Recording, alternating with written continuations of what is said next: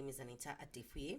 I am the CEO and founder of Advanced and Fulfilled Coaching Company, and it is always my pleasure to help immigrated professionals establish their careers in Canada and also learn advancement strategies. And for those who are much newer, to learn the job navigation strategies to help their career journeys here in Canada. So, over the last couple weeks, we have been sharing on 5 important gaps you need to close if you're going to advance in your career. And this is not targeted at immigrated professionals only, because the truth is, everyone needs to know how to close these gaps if you're going to advance in your career. And so, what are these gaps? The gaps are knowledge gap, skill gap, experience gap, confidence gap, and network gaps. And so far, we have looked at knowledge gap, we've looked at skills gap, we've looked at experience gap, and today we are going to be looking at confidence gap and how you can close that. Oh, and we've also looked at network gaps.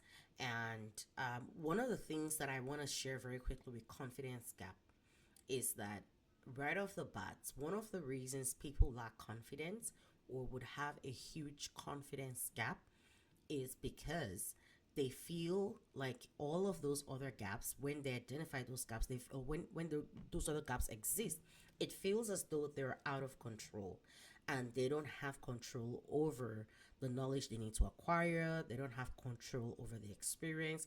When we feel like we're falling short, our confidence tends to take a hit. And if you have had doors close up in your face because you're lacking in one or two of those other gaps, your confidence will most likely take a hit. But I also know from experience, both personal, working with people, and even especially with women, that oftentimes we don't give ourselves enough credit that we deserve. We downplay our achievements, we downplay our accomplishments, and we don't give ourselves enough credit and pats on the back. And that's not a good thing, because your confidence again needs a boost. And if you don't know the things that you have achieved, and I mean, that's exactly why people don't even tend to not give themselves enough accomplishments, is they don't know what they have, they don't know what they've accomplished. One of the greatest moments when I'm coaching someone through any form of career coaching sessions that we're having, my biggest moments are moments where people come in saying, I don't have this, I don't have that, I feel defeated.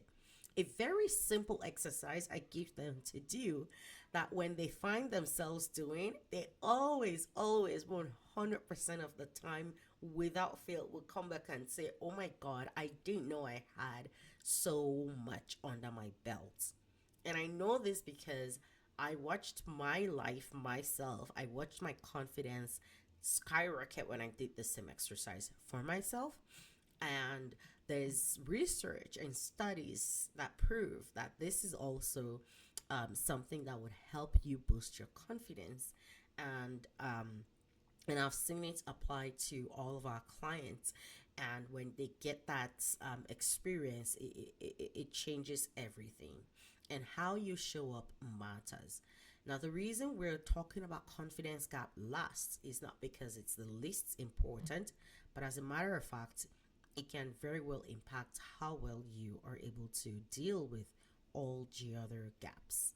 Knowing the gaps that you have and having a plan to close those gaps would, in and of itself, give you confidence where you don't feel like things are out of control or overwhelmed with the things that seem to be lacking in your career journey, because you have a plan, because you have a way, and once you know what it is that you need to close, I mean, it's that's already half the work done.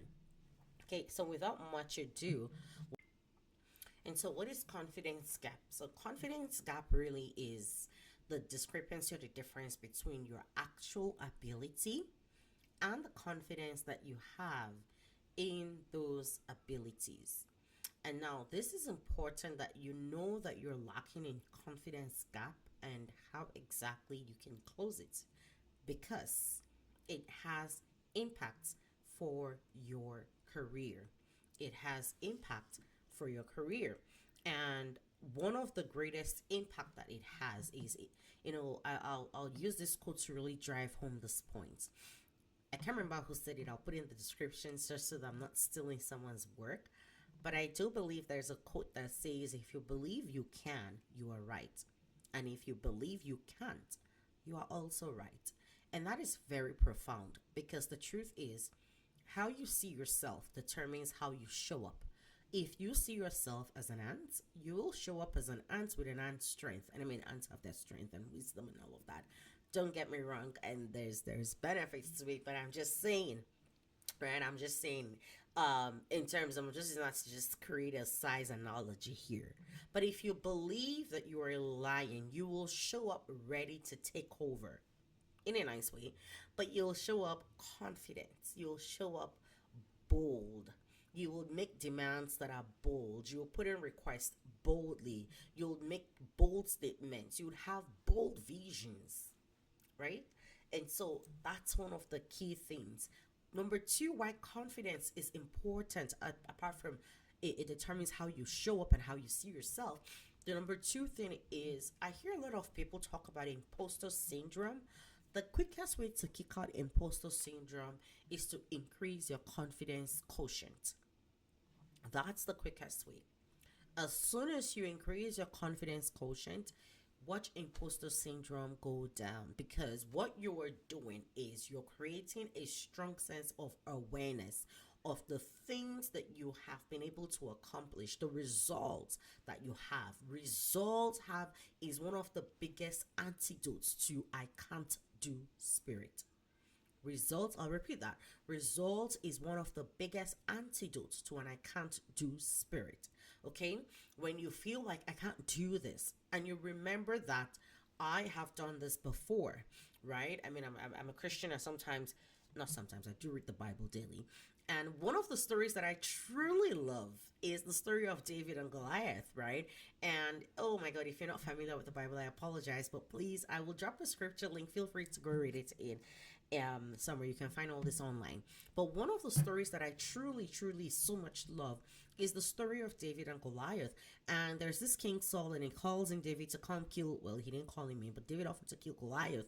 David is a teenage boy. Goliath is a trained, skilled soldier, and a giant at that. And David recalls, I once killed a lion, I once killed a bear, I will kill this guy, right? And that's the spirit of I can do, right? And previous results have a way of giving you an I can do spirit, because you will remember.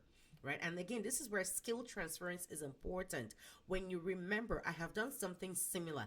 I may not have worked in Google Docs, in SharePoint, or whatever, but I have worked in similar software, right? And all of a sudden there's confidence, because you now know then that all you need to do is transfer the skill that you've acquired in one area to another. Making sense? So confidence is important, because it will closing your confidence gap is important, because it will help you kick out imposter syndrome. Then number three, why confidence is important, closing the confidence gap is important, is that it would help you validate your abilities with others. It will help you validate your abilities with others. Now, remember what I said about what confidence gap is. What your abilities are, the discrepancy between your actual ability and your confidence in those abilities. Because here's the thing, if you are called upon to take an opportunity and you lack your confidence in yourself and your ability, chances are that you will not take up that opportunity. And certain opportunities don't come by every day. Okay, somewhat once in a lifetime. Now imagine someone gives you an opportunity, but then you refuse to take because you're lacking in confidence. What you will then do is, in the mind of that person, you will validate that you are lacking in ability. But you know whose mind you're also going to validate your lack of ability? To yourself. And every time you step away from something because you think you don't have the capacity or the ability to do it, you're revalidating to yourself that you don't have what it takes. And when you revalidate to yourself that you don't have what it takes, guess what you've done? You've actually increased your confidence gap. What you want to do is close that gap, not increase it. Okay. And then very closely related to that is that you'll also stop yourself from getting the things that you deserve to get, even when you deserve to get them. And then you're gonna sit there and watch someone else who is confident but doesn't have competence come in, all right, and they will shine and do crap, and you'll be there getting upset, feeling like, oh my god, I can do this better. What is this dude even doing? You're there upset, but the difference between you and that person is you're lacking in confidence. But guess what? They may not even know what they're doing in that moment, but when they're done, they will now know. And that's the difference, right? Okay, so don't let your confidence gaps keep you from attaining the things that you deserve to get. Now that we know what confidence gap is and why it's important, how then do we close it? Number one is identify what you have. Know what you have. Know what you have. Know what you have. Know what's in your toolbox. Know what's in your corner. Know what you have. And what is the first thing that you want to know that you have? Is the first thing you want to know that you have is your strength. What are your strengths? Make a list of all of your strengths. Make a list of all of your strengths that you have, no matter how seemingly minute they might be, even when you think it may not have anything to do with your even when you think it may not have anything to do with your field, or whatever, right? Identify what your strengths are. I remember years and years in my life feeling like, oh my god, I talk a lot. In case you haven't noticed, but I talk a lot. I love to talk. All right, not empty talk. I love to talk intelligently and reasonably, and when it matters. But when I do, like when you just get a piece of me that you just tick something, I will talk. All right. And I love to talk and I love to share knowledge. Okay. But it took a while to even see how that plays into different areas of my career. Right. But that's a very tiny example and a very simple example at that. Right. What are your strengths? What are the things? And I'll tell you where you can, some ways to find your strength. Number one, you can take personality tests. I'll drop a link to a personality test that I love so much. Okay, you can take personality tests, and personality tests, as you answer the questions as much as you can, it will unveil what your strengths are, and that's one of the things that I like. And then you can learn how to play to your strength and amplify your strength. So, personality test is one way to identify your strength. Another way to identify your strength is to ask feedback from people whom you've worked with, especially people who can give you constructive feedback.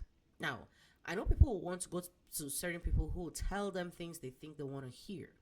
But I encourage you, even the person who you think might tear you apart, go prepared knowing that they may tear me apart, but I'm willing to hear from them. I honestly speaking, I have learned how to hear from people who would likely tear me apart.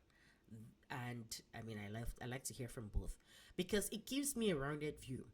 Oftentimes, the challenge there is, what is it? I know this person might be difficult, this person might be whatever they are, but what is it in me? Is there truly something in me that validates that opinion with them? Because if there is, and guess what? Because they don't like you, they will tell you as it is, right? It's risky, it's not for everybody to do, but if you can, and there are people like that, don't be afraid to reach out to them and say, hey, tell me about me. What is it about me? Or, give me feedback, right? What are some things that you would say are my strength, and where are some areas of opportunities that you, in working with me, in observing me, that you believe I can improve on? And you'll be shocked at what people would share. For someone like me, one of the things that I realized when it comes to things like organizational and project management skills, even though I have a training in project management, I never really thought much about myself as someone who had that strength. But I kept having people talk about, oh, you have such great project management skills. And I'm like, I don't even work as a project manager. I do handle projects for my day-to-day work, so to speak. But I'm not a project manager. I'm not in a project manager role. But I kept hearing that over and over, and I paid enough attention and realized, oh, okay, I get why they're saying that. But I didn't exactly think much about it. But that's one strength that people observe in me that I can then take as a feedback and put in my strength box. Okay, So get feedback, constructive feedback. Don't be afraid to ask that person who doesn't like you for feedback as well. Number three of how you can identify your strengths. So we've talked about personality tests, talked about asking for feedback and seeking feedback.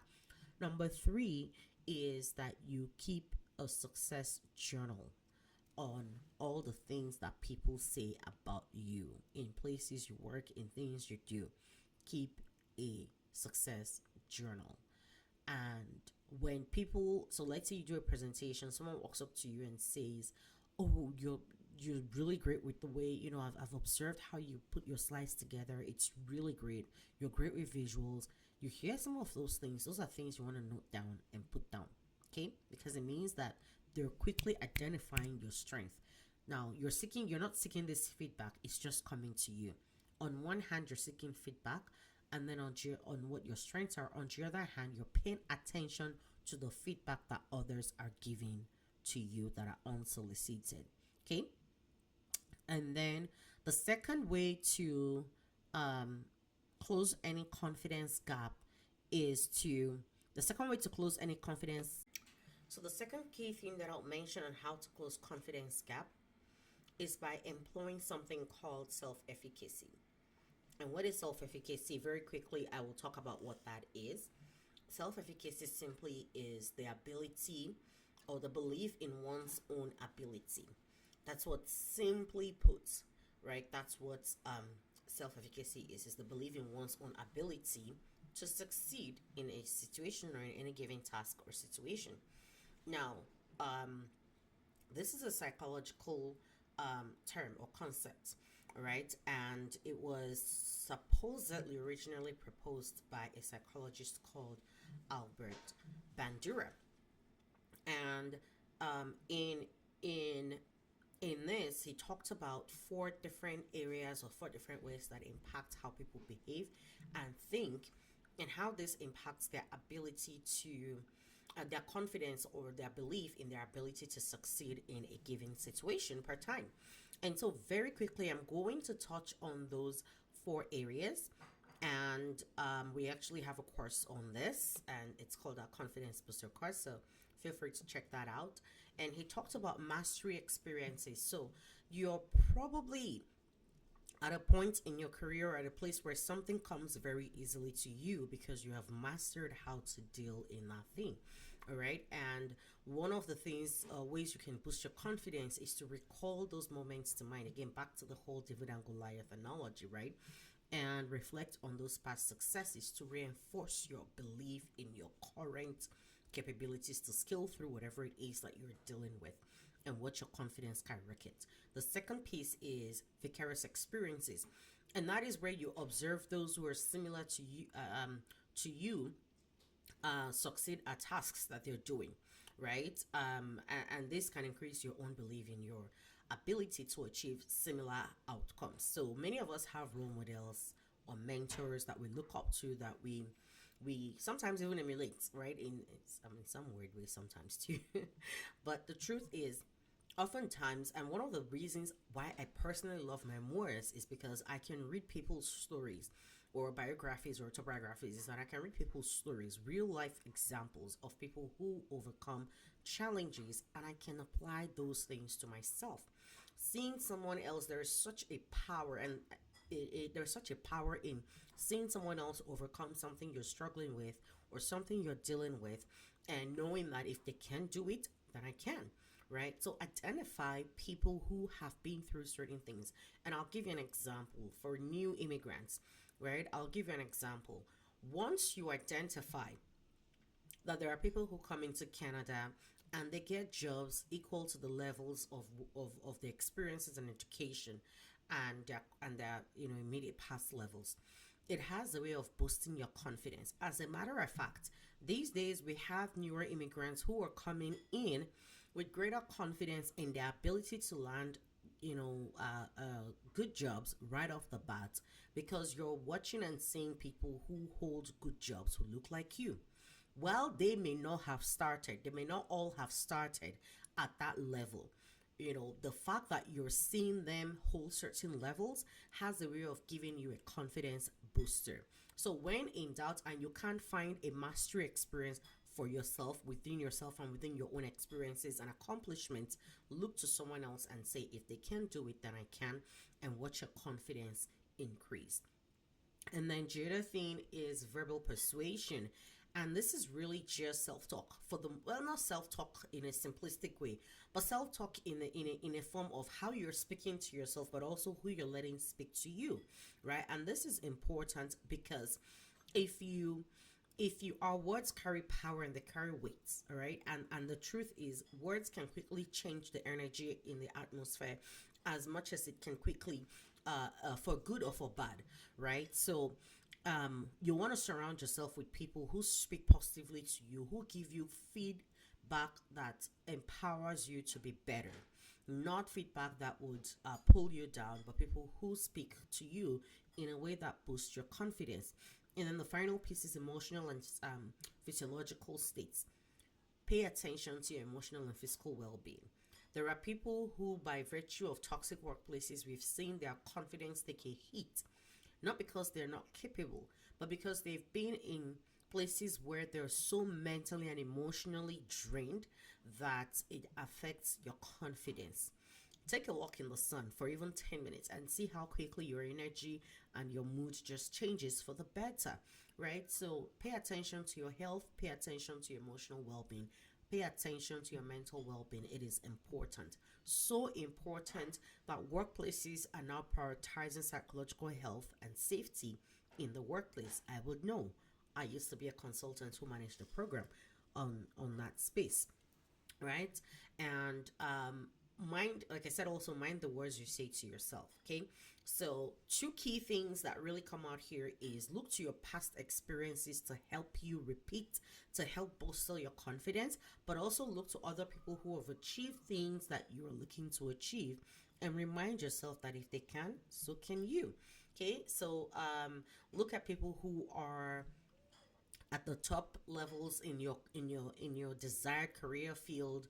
Look at, if you're a woman and you're struggling with confidence, look to other women who have achieved similar.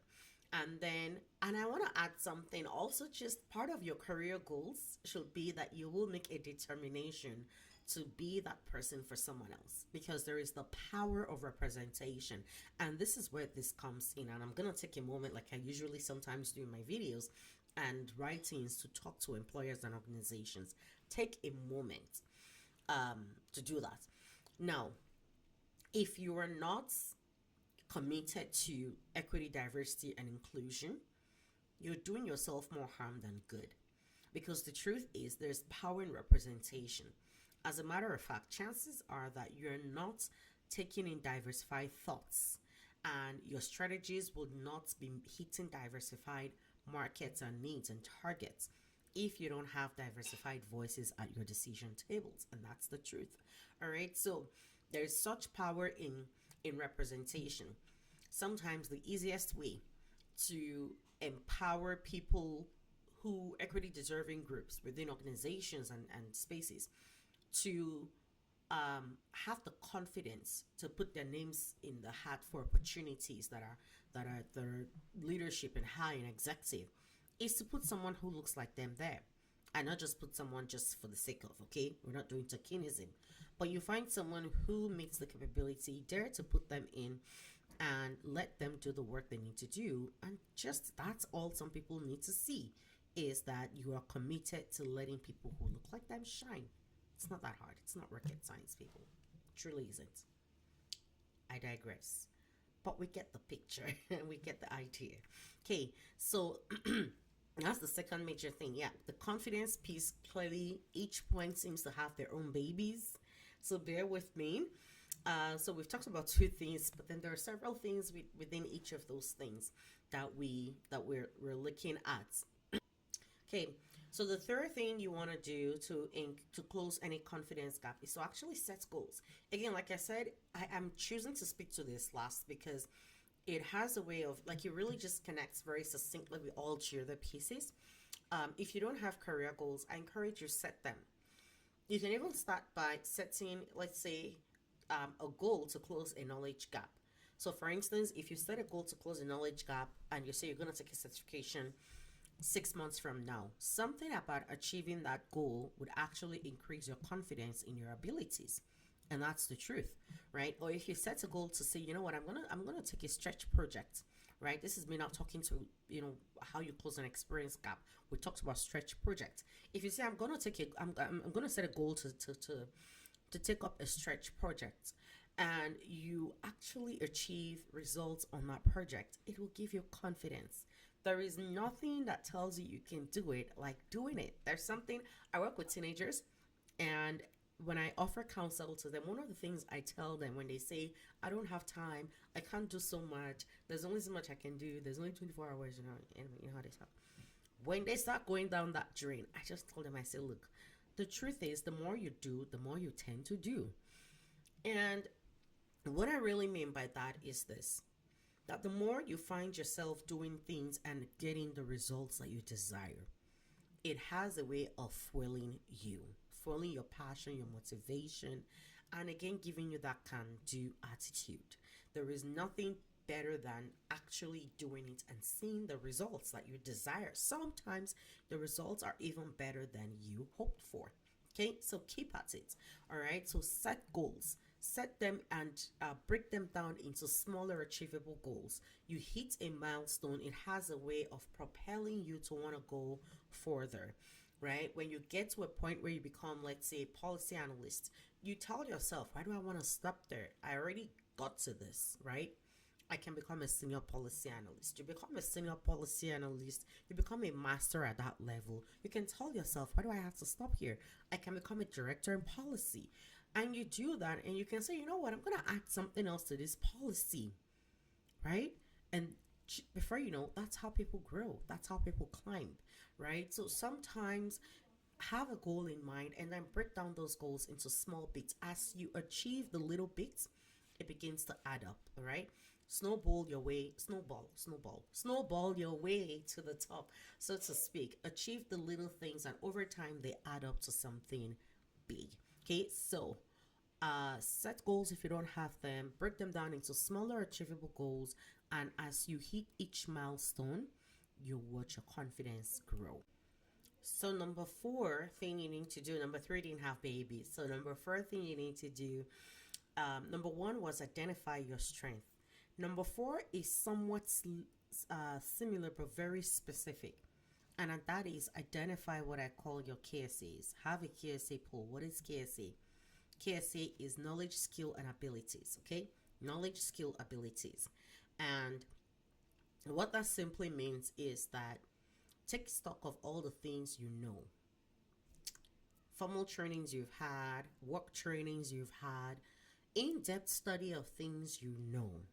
All right, in-depth study of things you know. And I'll give you an instance. I'm not a human resource professional, but one of the reasons I went into career coaching as a business is because I love to help people. In addition to that, I love to talk. In addition to that, I love to share knowledge. In addition to that, this is an area I struggled when I came in as a new immigrant. And then in addition to that, because of the struggle and I wanted to win, I did a lot of research. I did a lot of experimentation with myself and with family and friends. I did a lot of research, and because I can talk and I don't have a problem connecting with people, I talk to a lot of people, hiring managers, people who are struggling. I've conducted research studies on this topic, like actual research projects for communities, for community organizations, right? And all of these have then been used to inform programs to help people bridge gaps. I've done all of these things. I have in-depth study, and my PhD actually is right around this topic as well. But I'm just honing in a little bit more and talking about how this impacts women more particularly, right? And so I've done in-depth study. Some of the initial studies that I did were not exactly academic, so to speak, but I did a lot of learning, a lot of reading, a lot of talking to people to understand their perspective as hiring managers, as Canadians, and what they're looking for and what they mean when they say Canadian experience, and how the heck you prefer Canadian experience to international experience. But anyway, let's not get into that debate. And all of that knowledge was something that I had. And it was enough to get started on a business when the time came for me to do so. But along the line, I just need to help so many other people, which further reinforce some of the things that I know, not to mention the experiences it gave me, right? And today we have human resource professionals who are also on our team as coaches. Now, what do you know? What are some of the things you know? So, those kinds of self studies, what I'm talking about, where you've done in depth research and in depth study on your own, you can add them. And then skills. What skills have you applied? And one way to think about the skills you've applied is do is kind of all the jobs you've worked. It's always the safest place to start. Jobs you've worked. What are the key skills you had to apply in each role? Soft skills, hard skills that you had to apply in each role. What were things you needed to know to help you succeed in those roles? You'll be shocked at how much you pull together. We actually have a KSA pool. I don't know yet. I mean, check the description. Maybe, maybe not. I may add a free templates that we use to help people keep track of all those things, right? So to keep a KSA pool, know what you have. This is also very important because when you're writing a resume, it's easy to go to those things and just pull from there. That's why it's a pool. You pull from there. So the same way hiring managers sometimes do a talent pool where they would uh, pre-qualify people for certain roles, and then as the need arises, hiring managers can go in that pool and and take out who they want. Same way, you keep a pool of all your knowledge, skill, and abilities, and as you need them, you go in there and take out of that pool.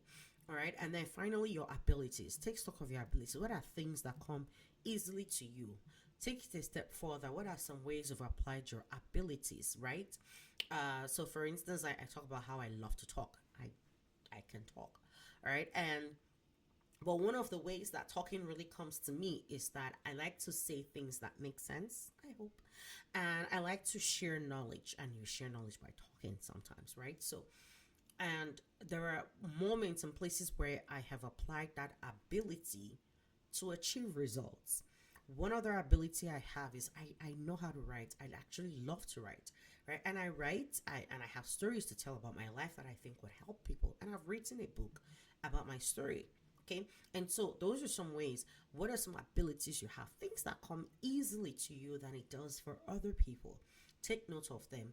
Make a pool of them, all right? And then the fifth one, which is very closely related to this, is also take a stock of your accomplishments. Again, go through all of your job descriptions. What are the key things that you have accomplished in each role, in each thing you've done? Now, that's even one piece. When you're doing a self-efficacy exercise, you're also, or a KSA pool, you're also looking into your personal life, not just work. Because sometimes there are things that we've achieved that are not necessarily work office related in that traditional sense, but they are great accomplishments. Okay, and I'll give you an example. One of the things that I talk about is my ability is my high level of resilience.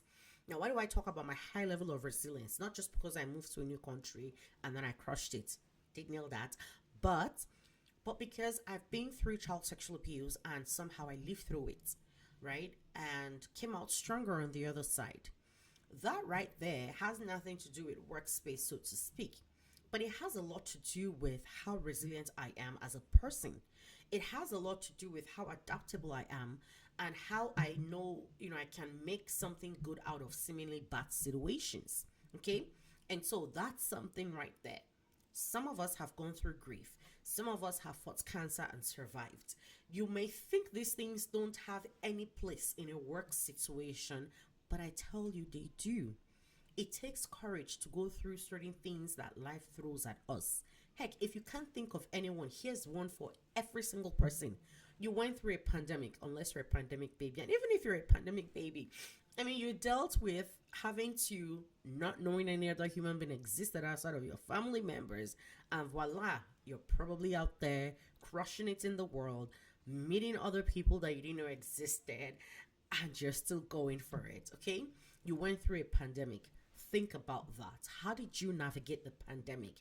Think about what that did to you. How did the pandemic change you for better? Okay? If your answer is it made me more paranoid, yeah, go see a therapist and let's get you help you get better on that. But anyway, I joke about that, but the truth is everybody went through the pandemic. If you can't think of any example, think about that and think about how the pandemic impacted you, but how you were able to adapt through the pandemic. Okay, so take stock of all your accomplishments, work related and otherwise. And then, so the next thing I'm going to talk about is for you to visualize your success. Okay, sometimes, especially when you're about to step into a new level, whether it's you're coming into a new country and you're thinking about what that would look like for your career, or you're stepping into a new role, or you're starting to apply to a next level role, whatever that is, keep a visual mental picture of your success. What does that success look like? As a matter of fact, write a letter to your future self and tell him, her, what that future looks like. What do you see? What do you want to see? What are some of the things, the results that you're going to be having, right? Futuristic mental picture of future visioning is such a strong, powerful way of helping your confidence be bolstered. You know why? Um, Psychologists actually tell us that our brains don't know the difference between the real picture and one that you're painting. Your body actually releases the same amount of hormones that would help bolster confidence. So think about that. I know it sounds like tricking your brain, but it really also is a true thing because, and people go by it with so many names and so many things and all of that. But the truth is there's a psychological component to it that is actually true.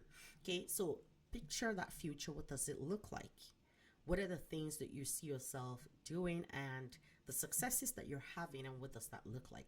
Okay, y'all pray for me because I picture my I picture my um PhD graduation day every single day.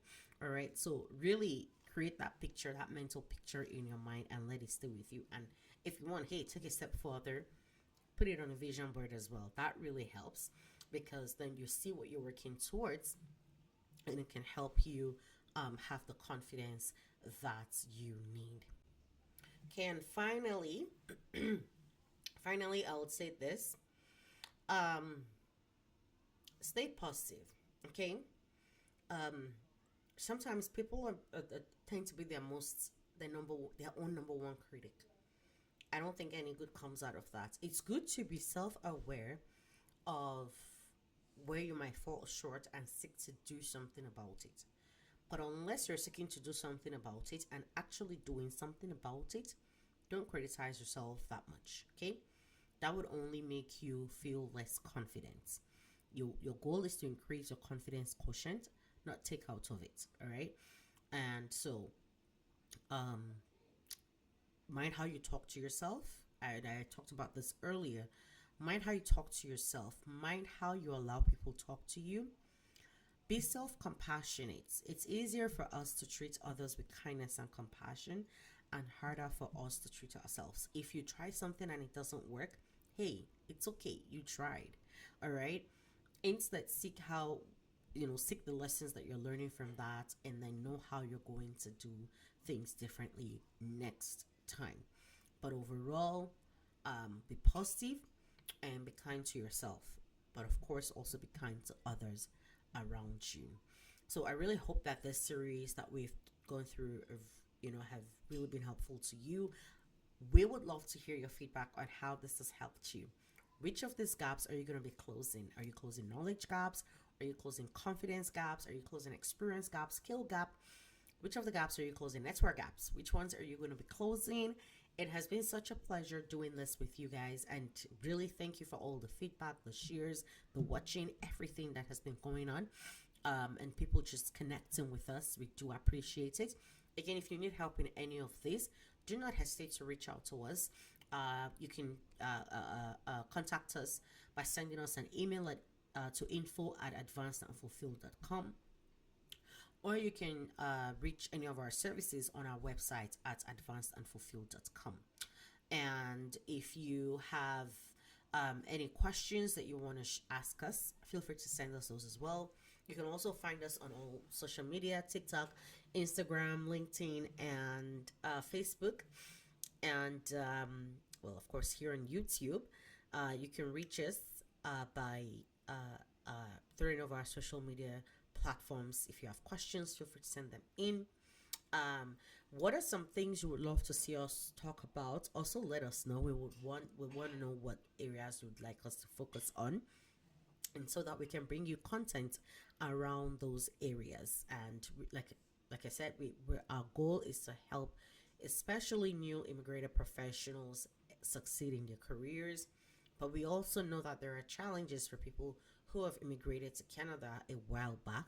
But just even overall, helping people succeed in their career is what we do. I have enjoyed a lot of privileges in my career journey. I've had my dream job twice. Not a lot of people can say that, and I'm not even 40 yet. Okay, I've had my dream job twice.